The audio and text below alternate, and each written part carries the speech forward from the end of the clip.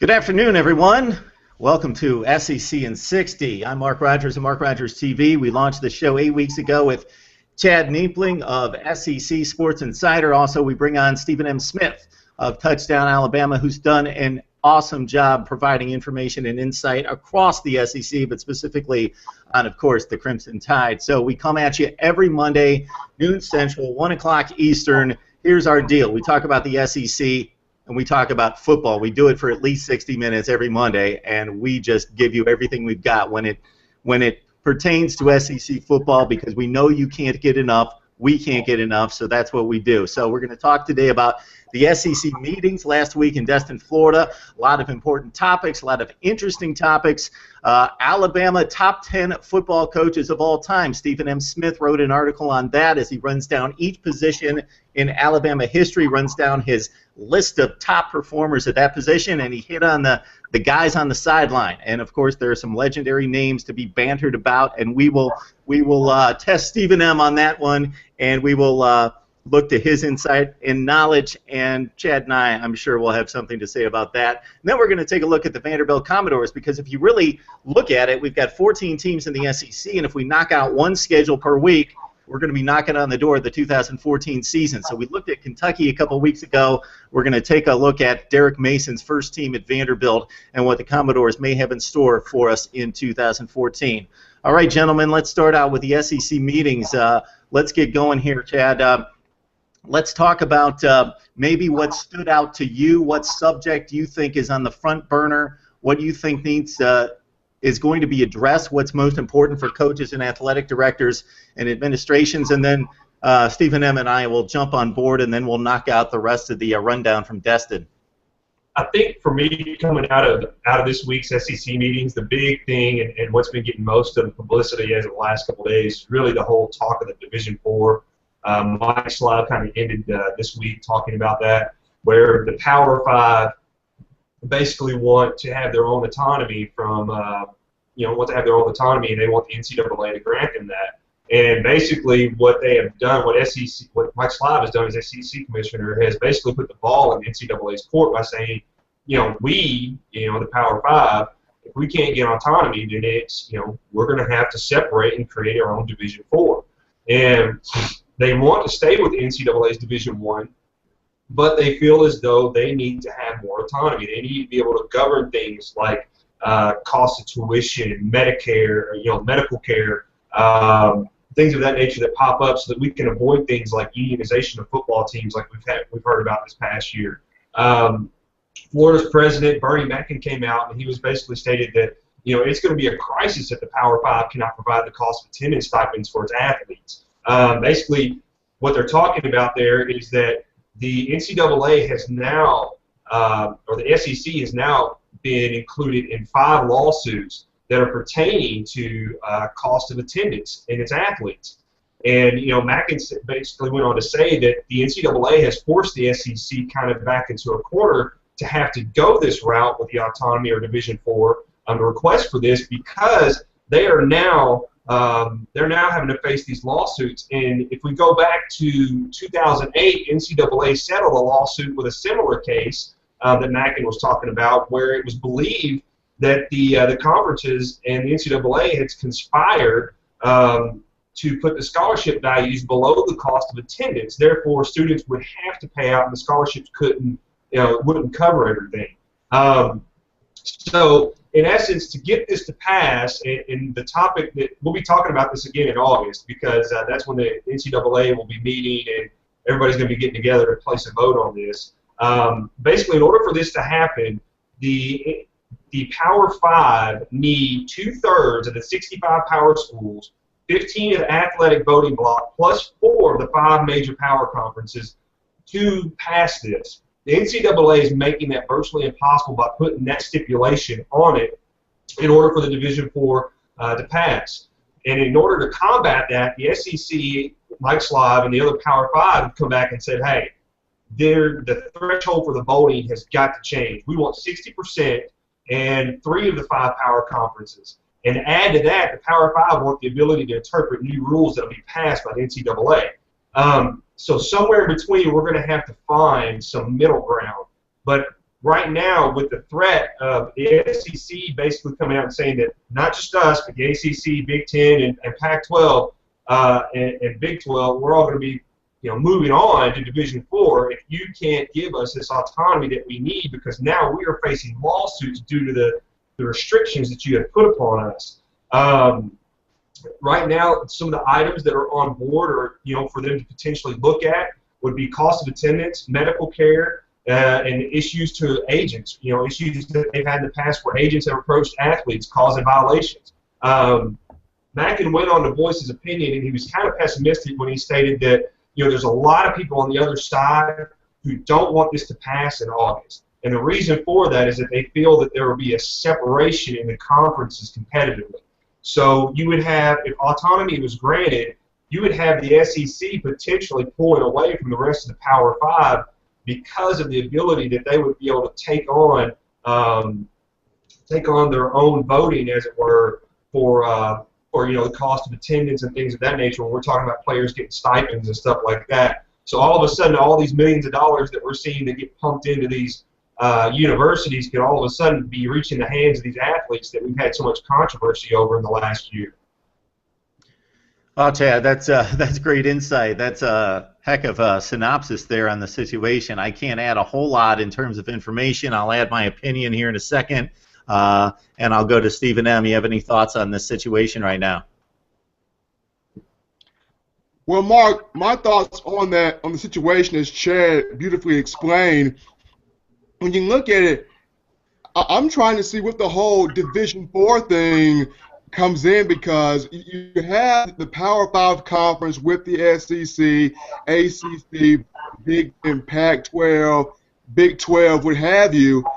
And I understand that you have players that want to get paid, they want to have stipends, but with the whole Division IV, I mean, what does that do for the revenue of the game? What does that do for the revenue of college football? And how is Commissioner Mike Silve going to go about doing this? See, Commissioner really, in this situation, Stephen, is really just kind of being the point man. He's kind of being the guy that's saying, he's speaking out for the rest of the Power Five. And what would happen, in essence, is we would see, I don't think you would see much of a rise in the cost of the game or the tickets, because then the universities would actually be responsible for collecting more revenue off of these bowl games and whatnot. So you would see more of that money would be going probably more into the athletic programs as stipends were concerned, things of that nature. You might see some new buildings pop up for athletes.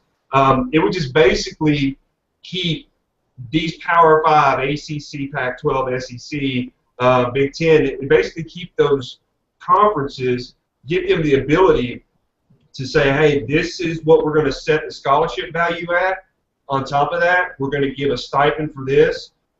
This is your medical care. This is how we're going to take care of our athletes, without having to worry about NCAA infractions and without having to worry about future lawsuits coming across, because, as we've seen before, players are already suing the SEC because of the cost of attendance when they were told they were getting a scholarship, and in reality, they were getting billed for their schooling. And then, of course, you add the O'Banion case where you got $40 million being, settled on. I mean, what it's done, NCAA has done, is basically back these conferences into a corner, and now they have to come out swinging and say, hey, look, you can either help us or you can be against us. And personally, I would like to see them get more autonomy, because I think that you would see things like, for example, a topic that came out earlier this year about alcohol being at games. I know that people don't want to talk about that, but it's a revenue generator. It's something that generates revenue for these schools if they were able to do it. I don't drink. I'm not a drinker. I don't tailgate. And I mean, I tailgate, but I don't drink all day and all that kind of stuff. But there are people that do. And in turn, that makes money for the universities. So I think the autonomy is something that the NCAA has to really give a serious look at. Otherwise, these conferences band together and they jump ship and they go to Division IV. That said, the Power Five still want to be involved in the championships and in the basketball tournament. They don't want to negate those things. They want to stay involved with those things. And I think that was a big concern for the NCAA going forward, of the threat of the Division IV, was if these guys bounced away, and they went on and created their own division, would they still be a part of one of the most massive generating, monetary generating events, and that's the NCAA March Madness tournament. So yeah, they still want to be involved in that. So I think that there's going to be some leveraging. There's going to be some middle road hit in August, and I promise you, this won't be the last we hear of this year. Yeah, it's an interesting topic. The one thing I'll have to say about it from a big picture standpoint, I think this is a classic example of the NCAA being behind the times while the SEC is the front runner of being ahead of the curve and ahead of the times and thinking forward. The student athlete is so much more educated. I'm not going to say they're smarter. They're more educated and business savvy than they've ever been before, and they understand that they're running a business, that football is a business. These other sports, to a lesser degree, are a business, and the student athlete's so much more educated about their piece of the pie, understand legalities and what's possible for them gaining in all of this than they ever have before, and we've seen that in the lawsuits that are brought forward, and the most famous being the Northwestern situation with the football team wanting to unionize. So it's a classic example, again, of the SEC thinking forward, understanding what's ahead, understanding the challenges that are ahead, the challenges that they're already facing, and wanting to get ahead of that and build a model that's going to work for the future and the future student athlete and take on those issues. The NCAA is still locked into 1970, and I think the SEC is way ahead of this and where they should be thinking about this, because the student athlete is not going to be fooled any longer. The genie's out of the bottle. They understand their place in this. They understand their part in this. And Chad, you alluded to the NCAA basketball tournament. Of course, if the Power Five don't participate in that, that's going to fold up really quickly. So that's going to have to be worked around. Now, if you're looking at on-the-field ramifications of this, the first thing I think about, and this could be a good thing for a lot of fans in the way they perceive the way college football should determine a champion. If these five are playing their own division, they have their own championship, and we don't have to worry about is Boise State worthy at 12-0, or Utah State or whomever out there is in the Mountain West or any other conference. We've got these Power 5 conferences. They're generally looked at somewhat equally, although the SEC, of course, has earned a bit of a nod over the other ones. But, man, it brings 65 together, and if they schedule together, that's going to be a loss for a lot of those in-state schools if they're not allotted and brought into this situation in regards to football scheduling. But otherwise, we're going to see a lot of great football matchups, and we're going to have a football championship model that more resembles what we see in pro sports in regards to champions go to a playoff. You've got some wild cards. You've got a system that is easier to work with because you've only got 65 teams instead of 125 Division I playing schools. Mark, I agree with you. I like certain aspects of it, but I agree with your points. Now, there's something that we were kind of talking about earlier, and I think you were kind of alluding to this, was the early scholarships, and how is that going to affect the overall landscape with the SEC and the other Power 5? Yeah, in terms of looking at the early signing period that's been proposed, first off by the ACC, they're really out ahead of this and really want this for a particular reason. So I'm not going to pretend to be expert on this. I've looked at it a little bit. So the SEC, basically, if you look at athletic directors and coaches, they do not want an early signing period. They want nothing to do with it. They understand that if the other 4 power conferences get on board, even though they are arguably the most powerful of the 5, they may have to give in, and if the other 4 outvote them, then they may have to go along. I would not think that the Big Ten, knowing how staunch and conservative they are, would be on board with this either. But the ACC would love to have an early signing period start on August 1st.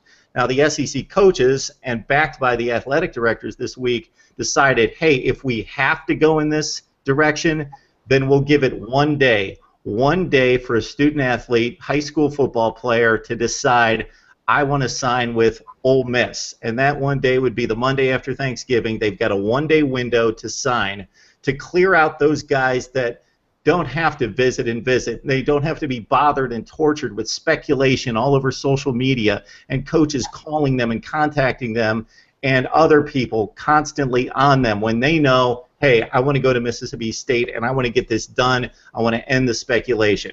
I think that that's the one pro to it is you end the speculation, you let the student athlete play out the rest of their football season. If they're in the high school football playoffs, they get to play out their senior year, enjoy all those things, and for those couple months prior to the first week of February, don't have to worry about it, don't have to speculate. They got the deal done, they know where they're headed. On the other hand, we know that probably, I'm guessing, 80 or 85% would stay in the flow of, hey, I'm still deciding, I still want to take my official visits. Those players, as I understand it, who would make that decision on the early signing day in late November would not make any official visits. Those would all have to be unofficial visits to that particular school. But again, they're set on a school, they want to go there, they want to make that signed, sealed, and delivered at that point. Cuts down on a lot of money, cuts down on a lot of flip-flopping back and forth between schools.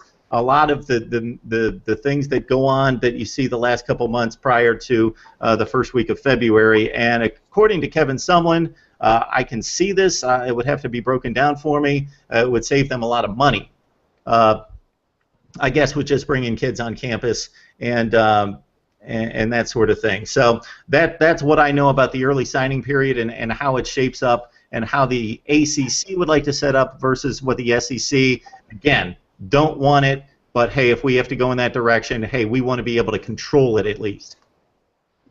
Yeah, I like it, Mark. The aspect I like of it is the day after Thanksgiving, because there's a lot of kids, I believe, that would actually want to sign early. You take Kane, who just signed here recently with decided he was kind of a toss-up between Florida and Clemson. He goes to Clemson. He's going to be one heck of a wide receiver, going to a team that already has a plethora of wide receivers. But there are several kids that will announce this fall before the season starts because they don't want to deal with that pressure of trying to go through their football season and their senior year. They want to enjoy it. I think it's a great opportunity for these guys to do it. I would even entertain the fact that maybe they should do it before the football season even starts in the fall. That way they can focus, because even though you do it around Thanksgiving, you still got that that thought in your mind the entire time they go through their senior year of football. I like the idea of an early signing. I think if you do that, you do one day, you could get probably quite a few kids that you want to commit early on. My scare, I guess, or the only thing I'm thinking about that would be the negative in that is what about the kids who decide after they've committed that they want to flip? Can they? And I don't think that you can. I think once you've signed that letter of commit, I'm not 100% sure if you can flip at that point, but that would be my only concern, really. Yeah, and I understand that thought, Chad. At the same time, they make that decision the first week of February.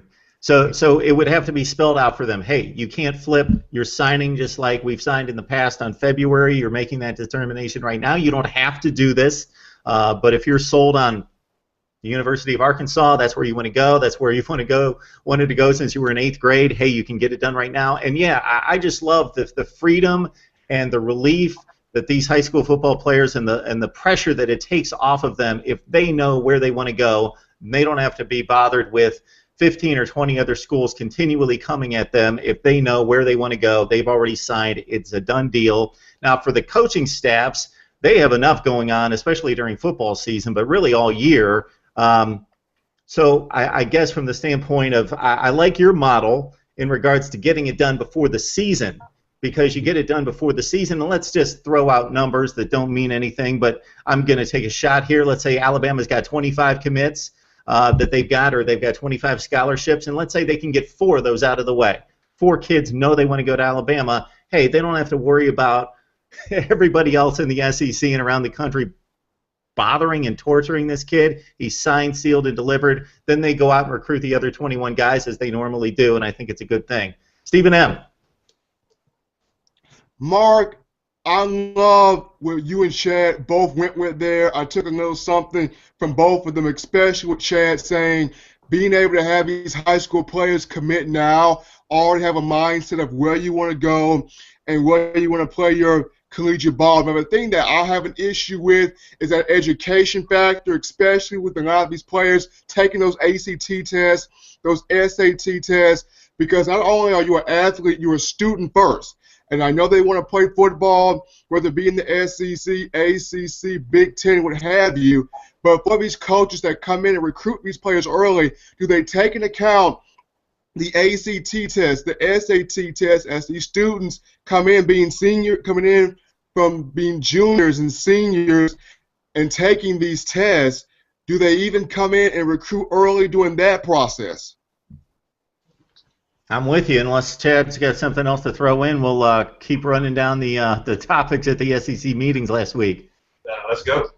All right, let's talk a little Florida football. Will Muschamp on the hot seat at 4-8. His old boss, Nick Saban, comes to his defense, gives him a bit of a vote of confidence, saying, hey, Will Muschamp had tons of injuries to deal with last season, more than most of us ever see. Lost a ton of excellent football players. Won 11 games the year before. He's a good football coach. Leave him alone. Can we read into the comments made by Nick Saban about Will Muschamp this past week?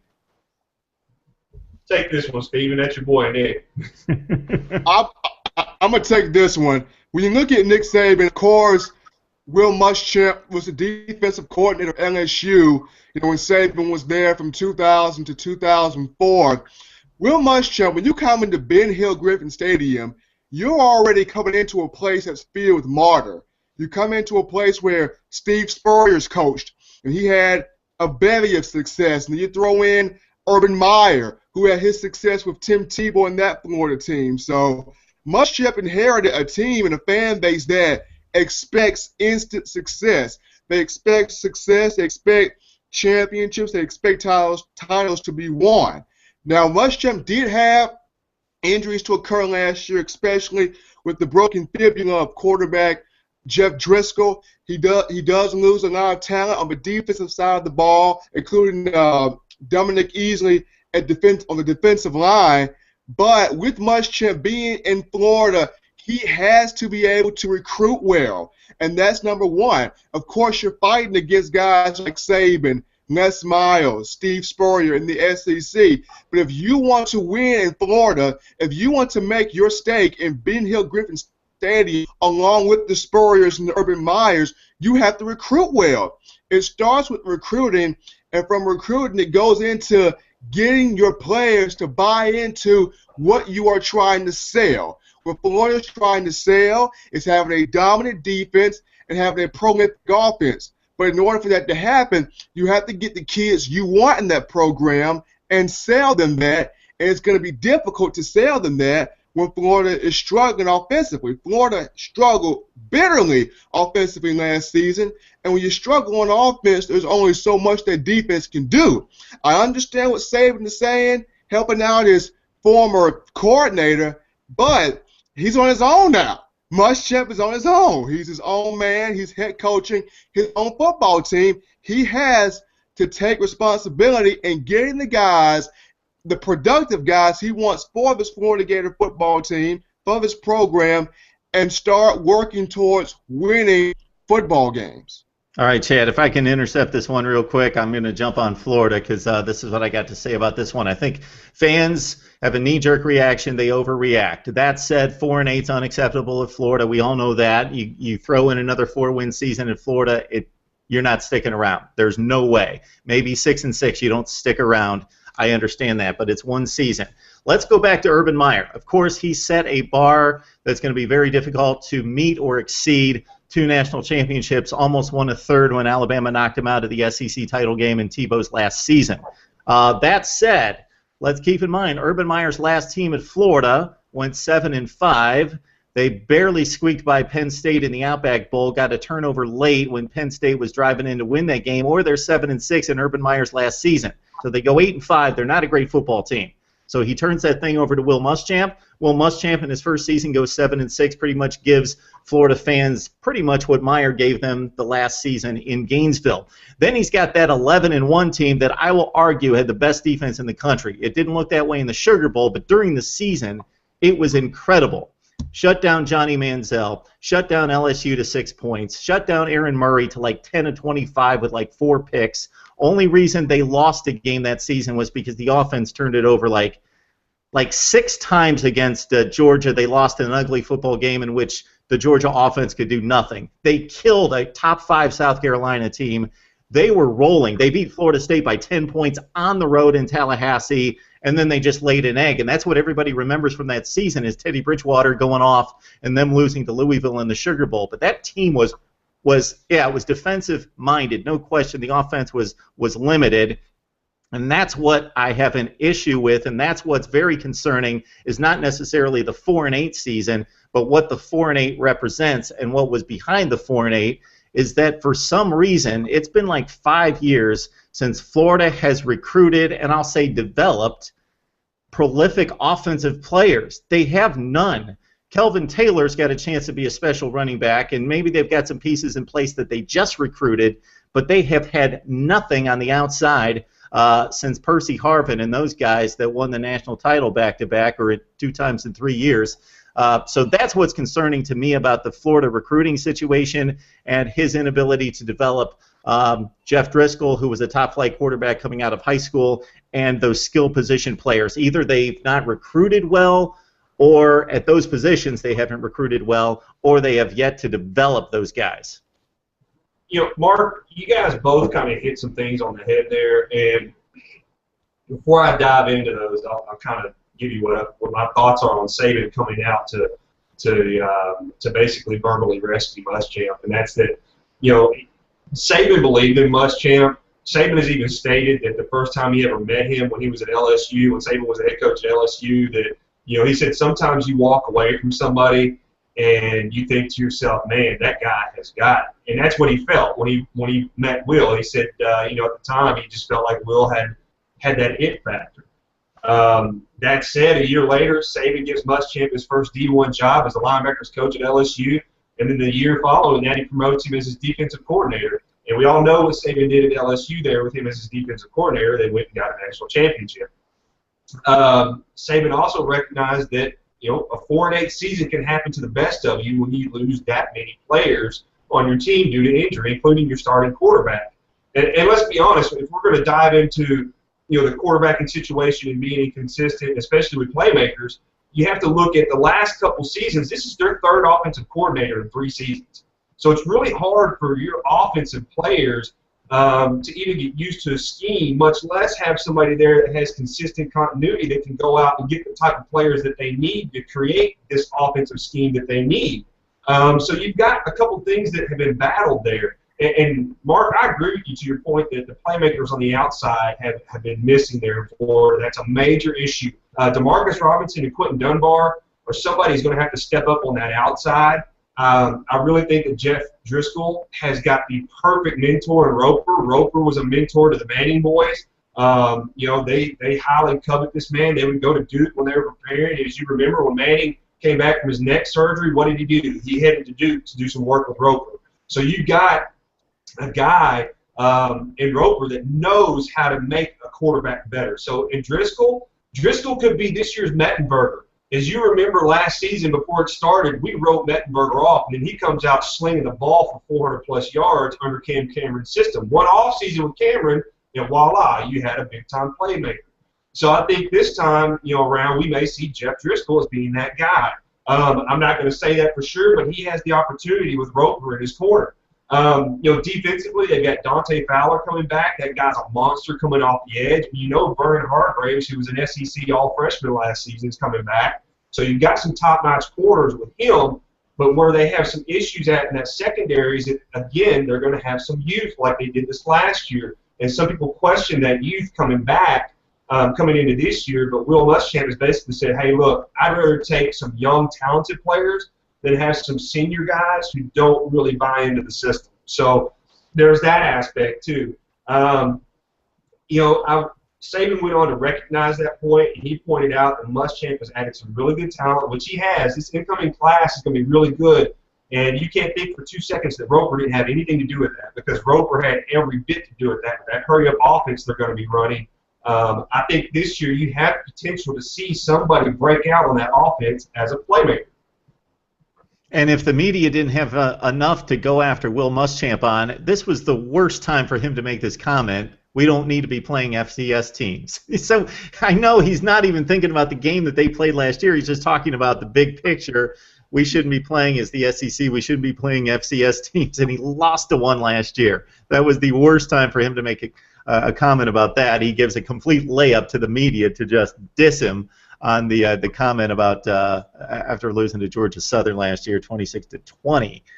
All right, Bret Bielema. Man, this guy barely signs the dotted line at Arkansas and starts to make comments last year, and he's back at it. I think this is mostly harmless. I don't think it's a big deal. He's entertaining. He will talk about anything. It's funny because sometimes he lays it on the line, and he will just say something that's completely against the trend, completely going to put him out there, expose himself to criticism. Other times he says things, and I don't exactly know where he's going, and he just kind of leaves it there, and he's kind of vague, and I'm like, well, we need an interpretation here. So we'll start with you, Stephen M. Anything on Bret Bielema, anything that he commented on this week in Destin? When you talk about Bret Bielema, he likes to get the ball rolling. He likes to get the ball rolling. Sometimes it can start a lot of controversy, but I honestly believe, as I mentioned to Chad, Bielema's the right guy for this job. It's going to take some time. It's going to take some getting used to. It's going to take the fans to really get behind him there at Arkansas. But Bielema's the right guy. I mean, when he came out of Wisconsin, he put a bunch of offensive linemen that were 2- and 3-star guys in the National Football League. I mean, many people claim that it was Russell Wilson that got that Wisconsin team back to prominence, but let's get one thing straight. That was actually Scott Tolzien that did that in 2010 when Bret Bielema went out there and got Tolzien, who was a 2-star quarterback coming out of high school. So that right there, when Bret Bielema can take a 2-star prospect out of high school that everybody completely writ off and turn him into a quarterback that took that Wisconsin team to the Rose Bowl, they got beat by TCU 21-19. Bielema did his job. He's put offensive linemen in the NFL. He's put 3 running backs in the NFL, those being John Clay, James White, and Monty Ball. So Bielema knows what he's doing. He's a defensive-minded guy who loves big offensive linemen that can move and that can block at the point of attack. And he has that SEC mindset with run the ball, build off with play action, and play strong defense. He's a guy that loves to get the ball rolling. He may say some things that can spark controversy as he did in Destin. But you talk about when you really get behind Bielema, if the fans in Arkansas really get behind him, he will really turn that program around. Yeah, he had strong teams even before Tolzien. He had a 12-1 team that beat Felix Jones and Darren McFadden in the Capital One Bowl that went 12-1. Bielema had a great run at Wisconsin. A lot of SEC people disregard it just because it was in the Big Ten. But he's on the stage there at Arkansas, and we'll see what he's able to do. It's going to take him some time, so they need to be patient there, and they need to understand they play in the toughest division in college football. So my thoughts on Bielema is at one point last week he was asked again about leaving Wisconsin, why he left Wisconsin. I don't know why he has to go back and talk about that, but he was led into that. He left Wisconsin for money. That was the biggest reason. He was making $2.5 million at Wisconsin. He got offered like $3.5 million. He got like an $800,000 raise to go to Arkansas. So that's number one. I don't think there's any question about that. He didn't address that, but that's obvious. You leave jobs basically because you make more money. That wasn't the only reason. He knew that in the Big Ten they're conservative about paying assistant coaches, that he would have the money available to him to pay the assistant coaches that he needs in place to win there and to keep quality assistant coaches. He also said, I was burned out after 9 years. Things got stale. I just wanted a new challenge. He also made a comment that he likes the early signing period for much of the same reasons that we talked about. It was funny that he made the comment when asked about whether the SEC should play 8 games or 9 games. And Chad, I'm sorry that you missed this discussion. We'll have to jump on this in future weeks because Stephen M. and I went back and forth on this one. And I want the SEC and everybody else to play as many conference games as possible. But he made the comment, hey, those cats out there that criticize us for only playing 8 games, hey, come into the SEC and play an 8-game schedule and then tell me that we should play 9. So that was his other comment. He talked about Gus Malzahn and that he doesn't have a rivalry. He's good with him. He really didn't know him. Of course, there's always going to be the comparison there because Malzahn, being at Arkansas State, could have went to Arkansas, so Bielema's going to have to keep that monkey and throw that monkey off his back at some point and show that he was the right choice for the job, as Stephen M. points out. And then his other comment was basically the SEC is going to get a minimum of 2 teams in the college football playoff and maybe 3 someday in the college football playoff of 4. Don't know that he should be too concerned about that right now, winning 3 football games last year, Chad. No, kind of taking it where you guys left off there. I mean, there's Bielema basically. What most people need to understand, and what most of the SEC fan base as well as the Arkansas fan base need to understand, is that when Bielema walked into this team, what was in the cupboard was very thin as far as SEC talent is concerned, especially after the debacle with John L. Smith. John L. Smith's season was not what everybody in the fan base thought was going to happen. Tyler Wilson, a lot of those guys, they wanted John L. to come in. They wanted him to be the replacement. They had a relationship with him already. And then, of course, you end up going and having a horrible season. So you have 2 seasons back-to-back where it's absolutely atrocious, and the fan base has really kind of lost its luster for this team. When I was at the spring game this season, I went up and caught this this year. You know, there may have been 30,000 people in the stands for it. And that's not typical for an Arkansas spring game. The fan base here is extremely passionate about their Razorbacks. They show up for everything, regardless. It could be a track event, and they're going to show up for it. But I think that the fan base has kind of lost a little bit of its luster for Bielema and the Razorbacks, and a lot of that has to do with, well, Bielema sounds off on some things. But here's the thing about that. I like the fact that he comes out and speaks his mind. You don't have to question what he's thinking or what's going on behind closed doors because he's going to tell you what he's thinking. And me personally, I appreciate that. But again, he inherited this awful roster. That was one of the reasons why Bielema wanted a 6-year deal. He was very empathetic about that. He wanted that 6-year deal because he knew that that's how much time it was going to take to turn things around to get his type of system going. You know, to run his style of offense, it's at least going to take 3 years of solid recruiting, bottom line. You know, some people criticize this last season's recruiting class, but if you look at it, he really addressed some needs. He added depth on the line for both sides. He added some talent on the outside with a JUCO transfer in Hollister, and he also got the kid out of Florida, JoJo Robinson, that's a 3-star, 4-star in some cases, who will probably come in and compete right away. You know, and he got an NFL caliber defensive coach to boot.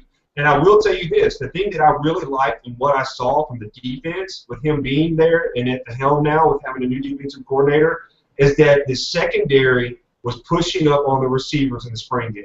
Beforehand, the last couple of years, with the guys that were there coaching the secondary, they were playing 5 yards off. They were giving them cushions. There was room to throw for even the worst quarterback in the league because there was so much space in between. Now you're seeing these defensive players being a lot more aggressive and putting pressure on the receivers, doing a little bump and run, and you've got to do that. Stephen Smith will tell you that Alabama, that's their bread and butter. They're going to smash you on the line coming off those, you know, the secondary is they're not going to let wide receivers get play all day. They're not.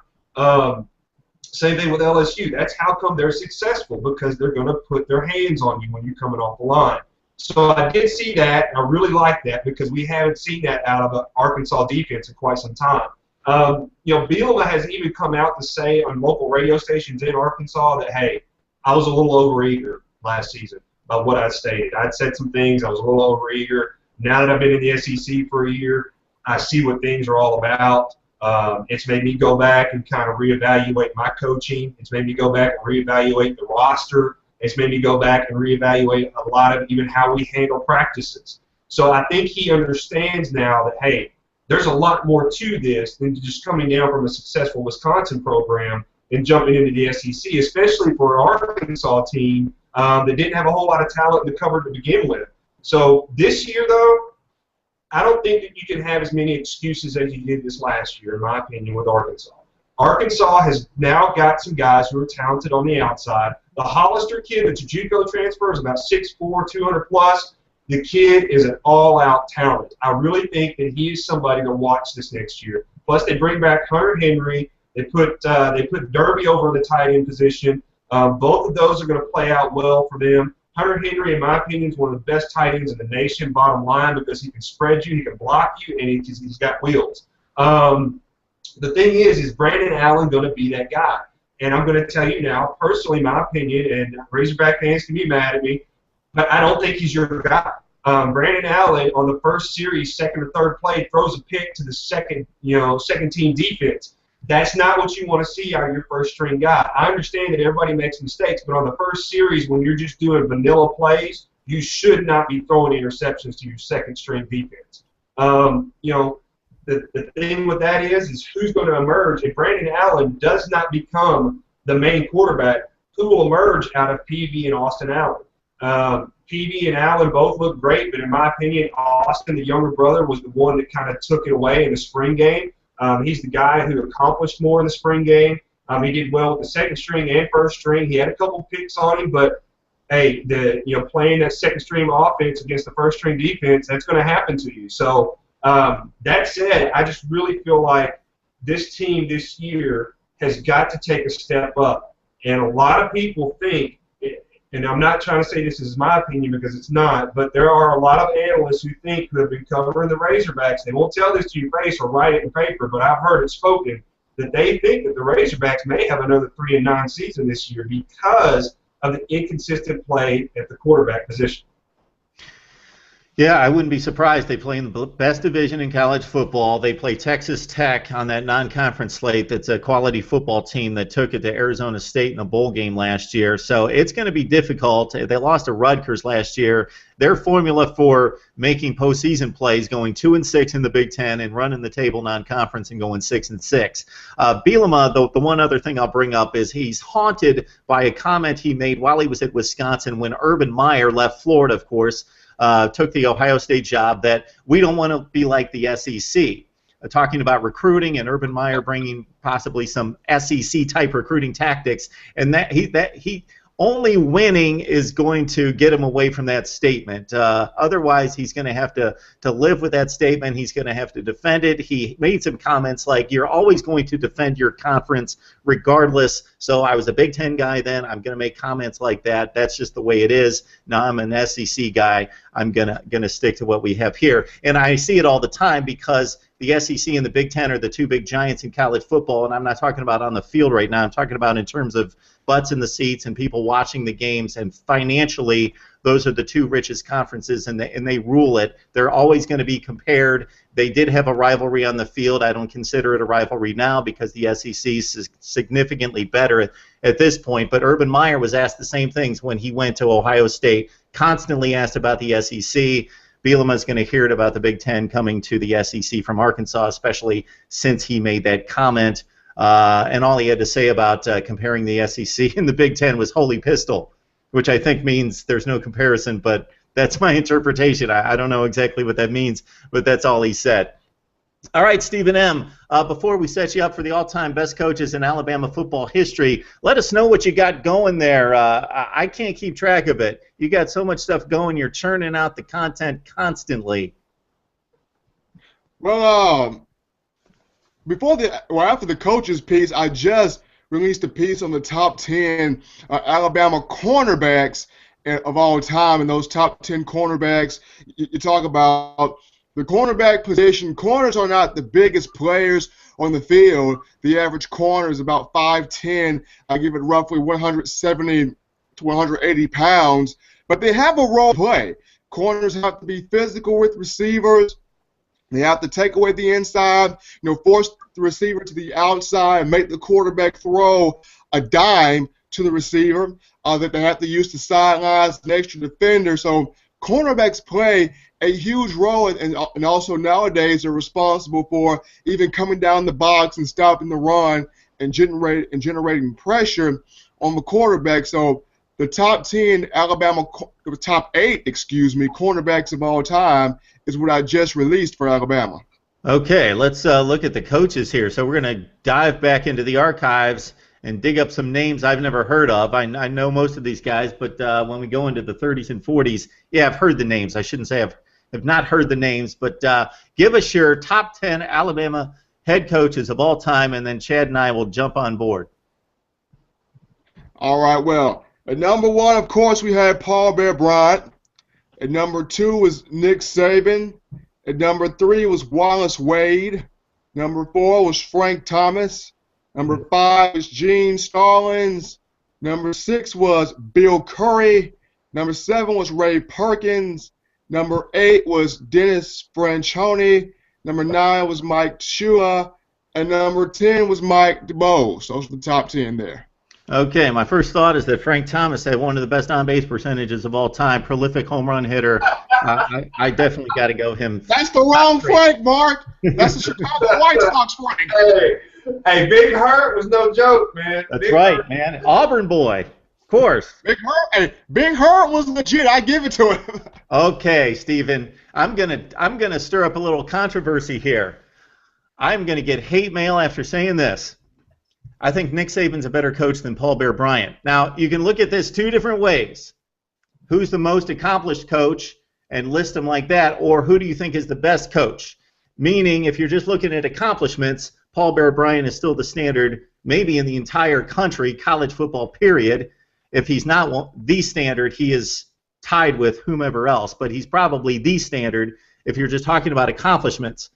If we were going to put, and this is just hypothetical, if we were going to give each coach, Saban, Bryant, the same players, and go out there and play football against each other, I take Nick Saban's football acumen, his ability to match up the X's and O's, and being ahead of the curve in regards to the coaching strategy above Paul Bear Bryant. Now, of course, you've got to put Bryant first, and you can't challenge that in terms of the way you've laid it out, which is, I love how you laid out the bullet points and run through each coach's accomplishments there at Alabama. So that's going to be the first thing I'm going to say is that I would go, and I'm not the Alabama expert that you are, I would take Nick Saban number 1, but then I would have a lot of explaining to do, as they say, to do that. Gene Stallings, I was there during his run, so did a great job there, won a national championship. Really, the only issues I have with this list, or maybe some explanations I need, is at the back end of this. I think I tweeted this out to you, Steven. So you got DuBose at 10, Shula at 9, and Franchione at 8. DuBose had some couple awful seasons at Alabama, but at the same time, he went to 2 SEC championship games in '96 and '99, if I got the years straight, and he won an SEC title when he beat Florida in the championship game. So that's the one accomplishment that he has over those two guys. So why did you move DuBose back to the end of the line? Well, the reason why is when I wrote the story, Mark, I expected a little controversy to come from it, but not this much. I mean, I had fans to tell me, and you call yourself an analyst, Stephen M? I mean, really? You got DuBose, Franchione, and Shula? I mean, what are you talking about? These are the 3 biggest negatives in Alabama history. But what the fans fail to realize is those 3 guys came, especially DuBose, at a time Alabama was under bowl ban. They were under sanctions. They were under a lot of penalties. And it was because of, in 1996, when Gene Stallings left, well, before he left, a star cornerback, Antonio Langham, had signed a napkin for pay. He had autographed the napkin for pay, and that forfeited a lot of the Bama wins from 96. And on top of that, it put the team in a bowl ban, and under sanctions, they lost some scholarships. So for Mike DuBose to even come in and get even the success that he got from that team that was under those sanctions with Gene Stallings is an accomplishment. If you look at guys like Shula and, of course, Dennis Franchione, Shula was a martyr at Alabama. He played there in the late 80s. Of course, won that huge Iron Bowl in 1985, beating the Auburn Tigers 25-23. Now, as a coach, he had 2 6-6 seasons, but in 2005, he had the 10-2 season, borrowing the catastrophic injury to Tyrone Prothro. If it wasn't for that, Tyrone Prothro could have been a prolific receiver at the University of Alabama. But going back to the 2005 season, if Alabama beats LSU, they could possibly head to either an SEC title, possibly a national championship game. Because before that game, Alabama was 10-0, excuse me, and they go into the LSU game, they're winning 13-10. And if it wasn't for Jamarcus Russell on a bootleg finding Dwayne Bowe in the back of the end zone, Alabama possibly goes to an SEC championship, maybe even a national championship run. So those three coaches, yes, the fans want to say, well, big negative. Shula, big negative. DuBose, he left. Franchoni, he left. When you're under sanctions, you cannot recruit the kids you want. It's just like in Penn State when the sexual molestation went down with Jerry Sandusky, which led to the ultimate step down of legendary Joe Paterno. Penn State was placed in a huge 8-year, I want to say 6 to 8 year, $80 million bowl ban that lost some scholarships there. You had kids there that transferred out of the program, including running back Silas Red, and you had a lot of players that didn't want to go there. And you can't blame the people that want to transfer because you don't want to play for a football team that's not going to go to a postseason play. And a lot of those 8 to 20-year kids that are being recruited, they don't want to go to a place where it's under sanctions, where they're not going to get that exposure they want to get. And when you can't recruit the kids you want, it's highly difficult to win football games. And that was the situation that DuBose, Franchoni, and Shula were under. They couldn't get the kids they wanted because of those sanctions. So the fact that they were able to have the success that they had despite the situation, that deserves some credibility. Plus, people have to realize Bear Bryant was there, 31 years? Saban's been there for 7 or 8. By the time you start to add these years up, you don't have a whole lot of years left if you go top 10 coaches. It's not like you've got that many guys that had large tenure at Alabama that you can choose from after those. So the bottom 2 or 3 are going to be a little bit weak, especially by Alabama standards. I wrote down my top 10 here. Chad, you got anything on this list? Yeah, I went in and did some research on it, and one of the best experiences I've ever had in a college football game was when I went and watched Alabama and Tuscaloosa at home, and the Bear Bryant intro that they play before the players as they come out. That is probably one of the most haunting, thrilling moments to me, just because they have some music going and they have some plays flashing up on the big boards, and they hear Bear Bryant's voice coming over. And to me, that is just like, I wanted to go put a helmet and pads on after that. I was like, sign me up, coach. I'm ready to go. And that was just kind of, that's what I think. When I think of Paul Bear Bryant, that's kind of what I really think of. I think of gritty football. I think of what football is all about. He embodies football to me when I think of him. The thing about Bear Bryant that's far more, I guess what separates him, if you're going to look at accolades between him and Saban, if you're going to do the comparison of the two, is the fact that Paul Bear Bryant had 13 SEC championship wins. Not only that, the 6 national titles that he had, but before he even went to Alabama, he took a Kentucky team, to a bowl game for the first time in 47, and then on top of that, turned around and it was proclaimed they never were awarded a national title retrospectively, but it was thought that in the early 50s that Kentucky was the overall number 1 AP number 1 team. That had never been solidified, but to do it with a team like Kentucky that wasn't really known for football, especially never really, that's pretty impressive. Then, of course, he goes to A&M and he becomes the coach and the AD. He ends up developing a football camp there, and everybody that comes out of it ends up becoming notified as the Junction Boys. So it's really kind of neat what Paul Bear Bryant's life was like, his travels to get him to Alabama. So I really, when I'm looking at those players, I look at Wallace, I look at Frank Thomas, Gene Stallings, but Paul Bear Bryant, in my opinion, is the standard for college football coaches, no matter where it is in the country. And the thing I like, Mark, about your point is if you had the same caliber players, with Paul Bear Bryant on one side and Nick Saban on the other, a guy like Nick Saban in his coaching tree you could probably track back his coaching tree to somebody that was with Paul Bear Bryant. I'm almost positive of that.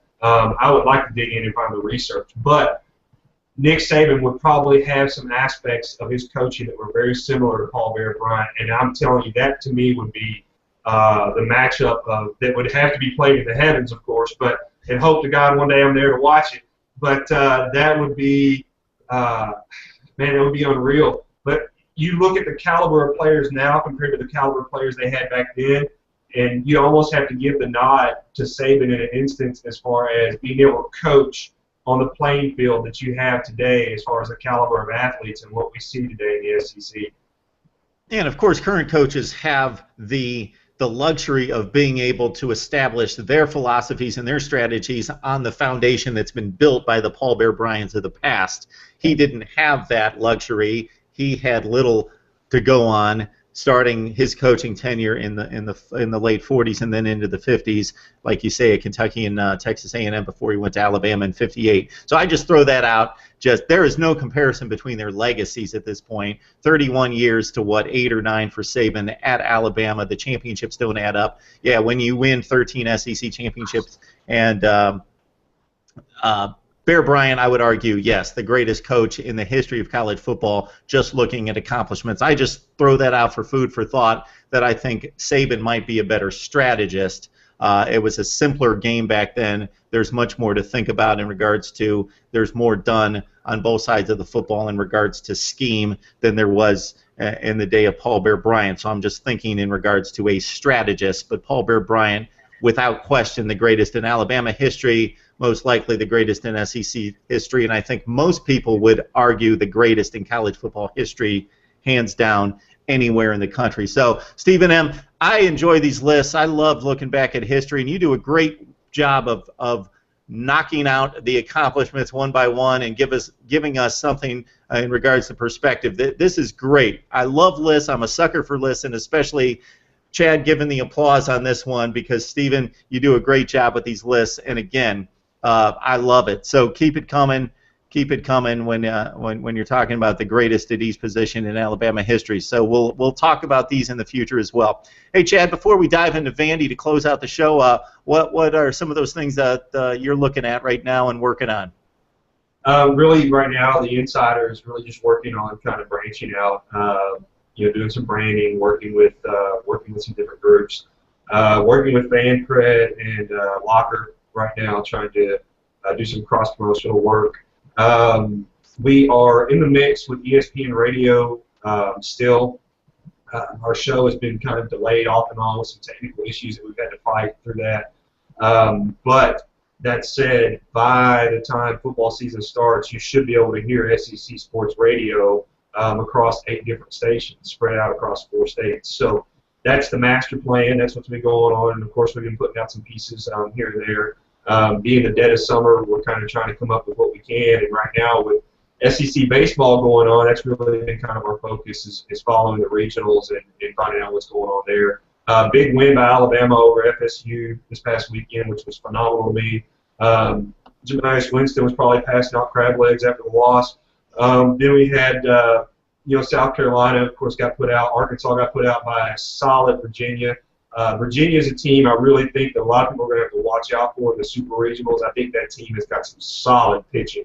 And, of course, Alabama's softball players did a number, too. They played Kentucky in national championship there, and I think that's phenomenal. That's a sport that doesn't get a lot of coverage when it comes to national media, and I think it should because there are some extremely talented softball teams in the SEC.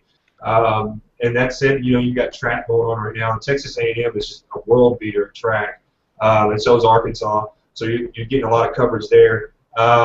But right now, I'll be honest with you, I'm ready for football season. I'm ready to hear the pads getting warm. I'm ready for some two-a-days. I am chomping at the bit for some football because this speculation thing that we're having to do is driving me nuts. I'm ready to actually see these freshmen get on campus and let's see some playing going on. That's right. Well, in about 2 months, we'll at least have some practice to talk about. In less than 3 months, we'll actually have a game on the field we can jump in on and talk about. We've talked about the SEC network, and we talk about it specifically about football starting in mid-August and highlighted by that opener, Texas A&M and South Carolina. But it's really going to highlight some of those non-revenue sports, like you bring up softball, that gets a lot of play on ESPN and is really, even though it's still kind of under the radar nationally, hey, those are nationally televised games now in regional play and the College World Series for the women there. But once the SEC network jumps on board, whew, it's going to be out there for the world to see, and it is entertaining stuff. And if you want to be entertained and you don't have to sit there all day, you can sit there for 2 hours max if they play a tight 7-inning game. And, yeah, those girls can really get after it and play some good softball. And Alabama, with one of the better programs in the country, is making some hay. So let's look at Vanderbilt, because, again, we go week to week and we look at one schedule per week. That's going to take us right to the brink of the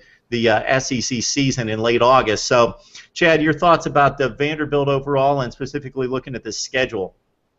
Man, if there's a coach this year in the SEC that's got his work cut out for him, it's Mason, bottom line. Vandy's come off of back-to-back 9-win seasons. Not only that, he's got administration issues he's had to battle with, players that decommitted prior to him coming in and things of that nature. I mean, he's had a bumpy road taking over for Franklin, who left for Penn State.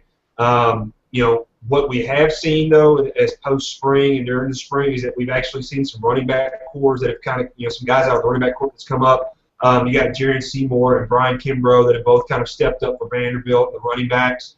The QB situation is still a little bit unsettled for them, but it looks like Robinette will be the guy. But you've got McCrary, who's got some upside to him. Plus, they solidified a 2015 commit for a 3-star Shermer, who is out of LaSalle College High School, who is coincidentally the son of Philadelphia Eagles offensive coordinator Pat Shermer. So that's something that's going to be pretty solid for them. And that now makes 3 guys that they've got for their 2015 class. Defensively, you've got Caleb Asubiki, I think that's how you say his last name. If I butchered it, I'm sorry, Caleb. And Kyle Washman. Both of them have moved to the linebacking position. Last year, you saw them coming off the edges with their hand in the dirt. Mason's going to be running that 3-4 defense. So look for these guys to sometimes be coming up in a rush and put their hands in the dirt sometimes, but most of the time they're going to be standing up, which should be extremely positive for those 2 guys. So you may see some nastiness on this Vanderbilt defense, because that's something that Mason has really talked a lot about, was that his players, in comparison to the guys he dealt with at Stanford, he said these guys are so much more physically dominant and athletic than what he had at Stanford. And I don't think that was a knock on Stanford when he said that. I think that, if anything, that was a positive note for the guys at Vanderbilt. James Franklin did a phenomenal job of getting guys there. And I've said this in the past, that with the right coach, Vanderbilt has the opportunity to be the Stanford of the SEC. They have the opportunity to be competitive. Just because you have a school that has such high academic regulations set does not mean you can't be competitive football-wise. Looking at their schedule, their notable out-of-conference games are going to be Temple and UMass. Their permanent cross-divisional, after the SEC schedule was announced, will be Ole Miss, and they're actually playing this one in Nashville for the 2nd year straight. So Vanderbilt will have its work cut out for it in Nashville, but that's a game that is winnable for them. The other cross-divisional will be Mississippi State this year. It's not having to play like a Texas A&M, LSU, or Alabama per se, but it's more favorable for the Commodores to play a team like this in Mississippi State, because depending on how Mississippi State comes out, and we've seen them start off, Mississippi State in the past start off really good, but then they kind of just fall off. You now have a team that the Commodores potentially could beat out of the West. Plus, they get South Carolina at home on the 20th, Florida on November 8th at home. The one downside is that they're going to have to play Georgia on the road, and Georgia with Hudson Mason and those guys that are coming back with the pieces they've got on offense, and hopefully their defense kind of comes around. UGA is going to be tough this year. I don't care where you play them. Optimistically, and this is very optimistically, I could see Vandy going 9-3 because of their schedule. They've got a lot of criticism because their schedule has been so easy, and it's one of the easiest schedules in the conference. But let's be honest, the games they've got to play that are SEC games are not going to be easy every weekend. Their out-of-conference games may get knocked because they're playing Temple and UMass. But last year, UMass came up and gave them a struggle up there in Maryland. So it's very possible that UMass could give them some trouble at home, but I highly doubt that. It's going to be at home. But realistically, this team could be 6-6 with a win over Kentucky and an upset somewhere along the lines, which would get them to another bowl. So that said, I do think Vanderbilt will make it to a bowl at the end of this season. Mason does have his work cut out for him. Like I said, he's really going to have to hit the recruiting trail hard and make up for what they've lost over here with Franklin making the shift to Penn State and some of those guys following him. But I think you've got the guy right now that's leading this team that can turn this Vanderbilt team around. I really do. All right, Stephen, I'm going to be interested to see who wins this quarterback battle because, as Chad points out, Robinette's got the edge. He knows the offense. He's a physical runner. He's a dual threat guy. Both guys are dual threats. You bring in redshirt freshman Johnny McCrary. He's supposed to be the more talented passer and the more talented player overall. But, again, Robinette's got the experience in the offense and had the better spring game, although Derek Mason made some comments about Johnny McCrary being very impressive and having a better spring than Robinette. You got a running back in Ralph Webb who had 114 yards in the spring game, and Mason made a comment that he may have played himself into the rotation with Kimbrough and also with Seymour, who probably scored the most quiet 14 touchdowns in the history of the conference last season. So they lose a ton in the defensive secondary, so I've got some concerns there. And, of course, there's always a transition to be made when a new coach comes in, although I don't think Derek Mason's a huge jump from what James Franklin had established there. I think they're very similar in style and approach both on the field and off the field. So your thoughts, Stephen M., about Vandy? My thoughts on Vandy, yes, James Franklin really solidified the anchor down for the Vanderbilt Commodores, as Chad mentioned, 2-9-3 seasons. But I think that with the talent that Coach Mason has, what he has inherited, I think it's going to pan out well for the Vanderbilt Commodores. Mark, you mentioned Robinette and McCrary at quarterback. Robinette has the breakdown of the system. He knows the offense. He knows the players. He understands the offensive coordinator, what's going to be done.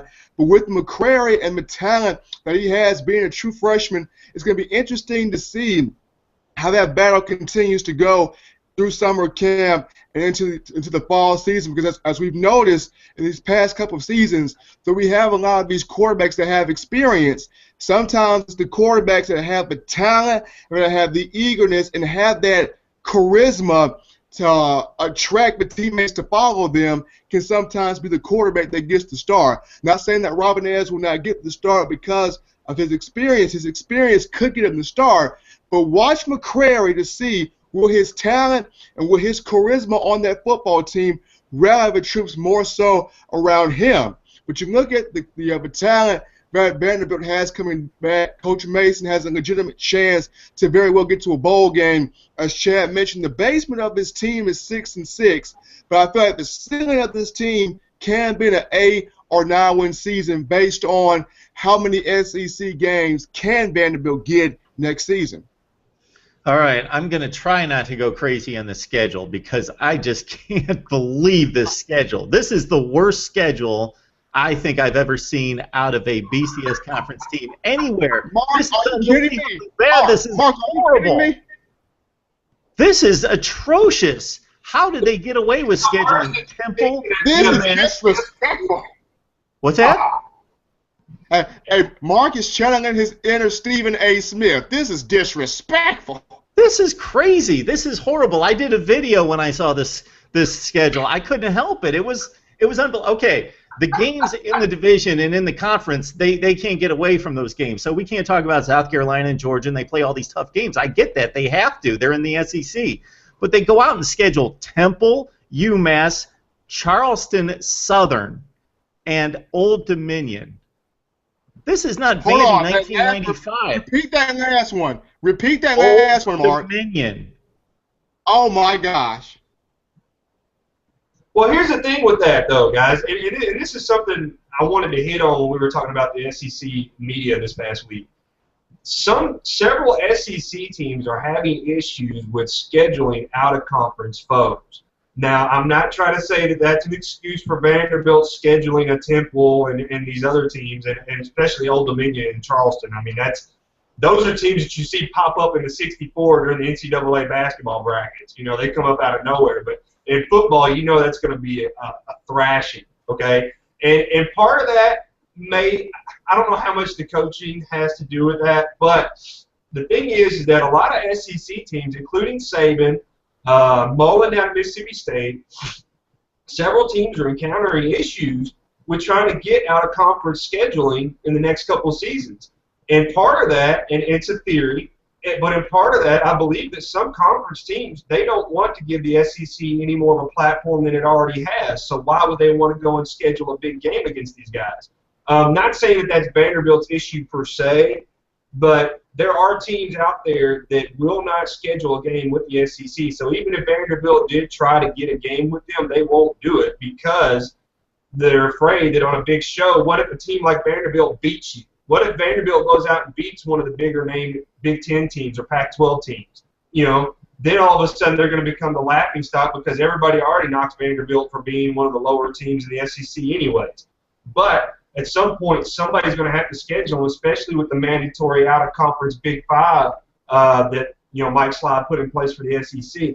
I'm just bringing that up as a note. I think that it's something worth talking about because we are starting to see that teams are struggling. And in the case here with Vandy, I understand they've got the worst scheduling of all the SEC teams outside of their SEC playing teams. But that has to be noted that there are teams that will not take an SEC score right now. Well, your point's well taken, and I didn't do the research to know. Number one, you got to know when these games are scheduled. Now, it's one thing to know, okay, it's one thing that certain programs go through peaks and valleys. So maybe you schedule UCLA, and they're either going to be really good or they're down. But right. when you schedule Temple, you know where Temple's going to be. You know what Temple is. They don't get you know what UMass is. I just can't believe this. Dominion. That's the one right there, man. Old Dominion blows me out. I'm just like, isn't that a basketball school? I didn't even realize they had a football team. I just. And Chad, I get it. If Michigan or Oklahoma schedules Vandy and they lose, that looks bad. But at the same time, to the knowledgeable football fan, it shouldn't look bad because this team went 9-4 the last 2 years. They did schedule Northwestern, and they actually lost to Northwestern 2 years in a row. But that's a legitimate game. You're playing a team that's been in the top 25 the last few years, aside from this past season. They had a little thing going with Wake Forest, which I think that SEC, ACC is always a good thing. You got Florida, Florida State, South Carolina, Clemson on down the line now, Louisville, Kentucky. So that SEC, ACC, and it seemed like Wake Forest was kind of their we've got tough grading systems, and we're going to play football, and we're only a few hundred miles away, and boom, we got a little series going. But they got away from that. If you're going to schedule a team from the MAC, at least schedule one of the best ones. UMass went 1-11 last year. Temple went 2-10 last year. Just argue that. You can't argue that point. You can't. You can't. I mean, but who? You kind of have to look into it, enter like who schedules these games, who's behind the driving behind scheduling this. Why would they schedule these guys? I mean, I know a lot of times like your bigger venue games, like an Alabama, Michigan, or LSU, Wisconsin game, those things are scheduled 3, 4, 5 years out. But these other ones, I mean, you can't tell me that Vanderbilt went on a 5-year scheduling to do UMass and Temple and Old Dominion. I mean, that just does. I'm not convinced of that. So this had to have been something that was put together relatively quickly. It looks like it. It looks like a ragtag. Like I'm going to play my EA Sports college football, and I want to make sure I beat up on everybody. I want to have 104 points to 7. That's what it looks like to me. And I mean, to say that. Who scored the 7, Chad? Huh? Who scored the 7? But. If you look at Mississippi State's out-of-conference football schedule from last season, there's a lot of similarities here if you look at the two. Oklahoma State. Yeah, for the exception of the Oklahoma State game.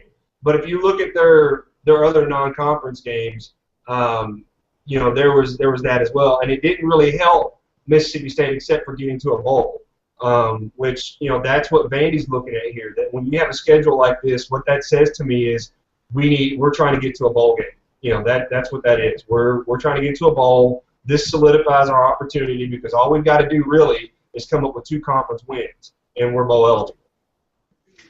Okay, I'm just going to take one more shot at this. This is my basic scheduling formula if I'm a big-time school, and I consider Vandy a big-time school. No, they're not Alabama, they're not USC, but they're a big-time school. I want to go out, if I got 4 non-conference games, I want to go out and schedule one really tough game. I want to go play Nebraska, Oklahoma, whoever, fill in the blank. It doesn't have to be one of the top 5 teams in the country, but a legitimate, always top 25 team. Then I want to schedule like 2 games that are, these are pretty strong teams. I want to go play Texas Tech, or again, if I'm in the SEC, I want to go see if I can go play North Carolina State or North Carolina, Virginia, somebody like that. Play 2 of those games, then play 1 throwaway game. We know South Carolina's got to play Winthrop, or they got to play somebody to help out in state. Vandy doesn't have a situation like that. But, play the Old Dominion. I don't mind playing the Old Dominion if the other 3 games would shake out as somebody that you could actually watch. But, wow. So anyway, the overall schedule is tough. Yeah, they play in the SEC, so it's tough. They still, South Carolina, Georgia, Missouri, the 2 games in the other division that, Chad, you alluded to, Mississippi State and Ole Miss, are no jokes. They're not the toughest teams over there, but they're certainly very legitimate foes. So they still have a legitimate schedule in totality, 12 games. But the 4 non-conference really just set me off. It's bad. It is bad. You can't argue with the fact that it's horrible, but there are, they could do a lot better in that arena. I mean, and I think they will as time comes along. I wouldn't be surprised if Mason goes out and gets some Pac-12 opponents and seasons coming up because of the relationship he's had there. But it works out great for a first-year coach to have those games, because if he comes in the first year and he gets them to a bowl, well, guess what? The fan base is going to love him. Yeah. And if they got to a bowl game at 6-6, and most likely they're going to be 2-6 in the SEC, and I have a little issue with that, making a bowl game going 2-6 in your conference. But at the same time, that's going to be the formula. They're going to win these 4 games, and then they only have to go 2-6 in the SEC to make a bowl game. So I could see. I think 9-3 is a bit of a stretch, Chad, but I wouldn't be shocked. I think they're 7-5, maybe 8-4. I think that's realistic. When I say 9-3, I'm being very optimistic. I'm being optimistic as in the point that they come in and all of a sudden they're hitting on all cylinders. They get his scheme and their defense comes out and just starts pummeling people. I mean, it's going to take that. Now, I mean, there's going to be issues because of the coaching changes, scheme changes. You're going to have guys that are not in the right position, or they do things that they're not supposed to be doing. They don't hear the right call, the wrong calls made. I mean, things are going to happen this year because of change, and people that know football are going to know that. People that sit outside and perception is reality are going to have to understand that Vanderbilt is going to have their struggles this year because of the change. It takes years to get a program in up and on its feet and solidified. Look at Saban at Alabama. It took them 3 years before they got to where they needed to be. So, I mean, it takes time to get your players in and your system down, and we're seeing that all across the SEC. A team I think this year that you guys want to hold on to your pants for is Tennessee. I really think Tennessee's got a lot of youth. If they get that quarterback position solidified, they're going to be hell on the offensive side of the ball with the guys they've got at wide receiver. So that's a team I look forward to breaking down in the future. All right, Chad Neipling of SEC Sports Insider. We got Stephen M. Smith of Touchdown Alabama. Join us every week, noon Central, 1 o'clock Eastern for SEC in 60. I'm Mark Rogers of MarkRogersTV. You can join me on YouTube and also at my site, MarkRogersTV.com. All college football, all the time, 24/7, 365. Right now doing a series on the top 10 players at each position in college football. We also dive in with bloggers all over the country talking about teams. Most recently, BYU, talked Utah, talked Michigan, talked Nebraska pretty recently as well. Again, top 10 players we've knock that out at each position. On the offense, we're working on the defense right now, and the top 5 players we've concluded with a lot of help from Chad on the top 5 players at every position in the SEC as well. And we'll have coaching interviews. We'll have a lot of stuff in store as we try to fill that gap going into fall camp in August. But we can talk schedules. We can talk conference comparisons. There's always stuff to talk about in college football. So, Stephen M., hey, a parting shot for us. Anything else before we leave?